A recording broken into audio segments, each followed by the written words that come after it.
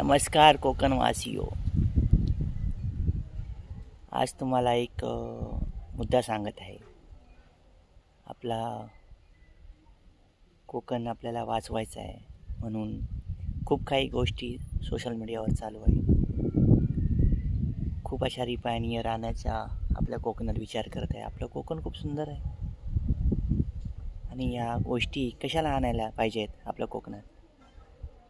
निसर्गमय आपला हा कोकण आहे, तो आपल्याला घालवायचा नाही आहे. कोकणात खूप काही आहे, पण लोक आपल्या पोट्या पाण्यासाठी मुंबईला जातात आणि कामं करत असतात.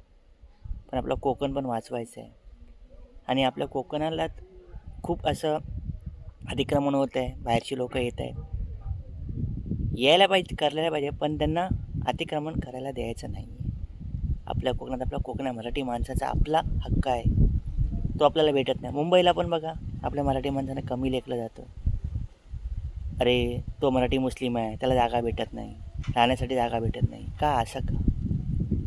जातभेद नसली पाहिजे. पहिले जातभेद हा मनातून प्रश्न घालवा आणि आपला कोकण वाचवा आणि कोकणाकडे जास्त लक्ष द्या.